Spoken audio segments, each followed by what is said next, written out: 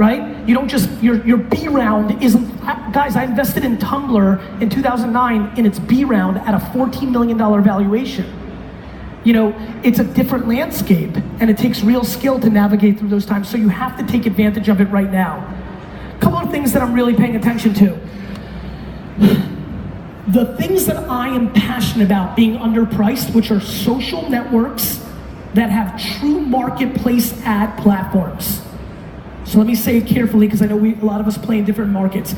If you have a social network at scale, where all of the pricing of the ad inventory is based on supply and demand market dynamics.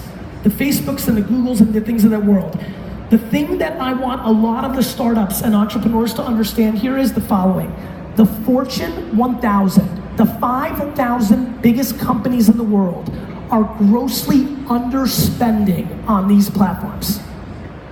They are grossly underspending on these platforms. As somebody who lived through the word wine being 5 cents a click and then being $9, let me explain to you what's going to happen over the next 36 to 48 months. As these companies wake up and realize they're pouring good money down the trash on television commercials and billboards and all this other horse shit in a 2018 environment, they're gonna take that money and they're gonna move it to these marketplaces. And the cost of you penetrating the end consumer's attention will grossly excel in cost, deeming them less of a good deal than they are today. There will be a day when I go to fucking Rise or Web Summit or wherever fuck Patty tells me to go. There will be a day where I stand right here and I will say, you're still doing social networks? You're an idiot. Not because anything other than two dynamics will happen. Number one, we will be more conditioned to feed dynamics and start tuning out the ads. And number two, the proper level of investment from the biggest companies in the world will go there, deeming the platform appropriately priced, not underpriced. Once you put your hole in where the water's coming out, somewhere else will emerge.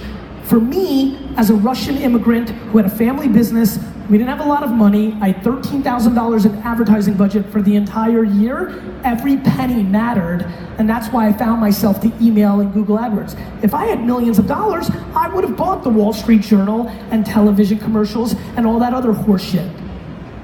This dynamic for this room matters tremendously, because we are sitting right now in the last 20 years in one of the great arbitrage moments. Right now, these social networks at scale with market dynamic prices are grossly underpriced. And number two, and even more extremely underpriced depending on the market, we are living through the great boom of the early influencer marketing dynamics, where influencers are so underpriced after you take away the top 1%, that 99% of influencers or KOLs or whatever the fuck you want to call them are so grossly underpriced right now that everybody will look back to this 5 to 7 year era and be sad that they didn't pour more money into that price point, into that ecosystem.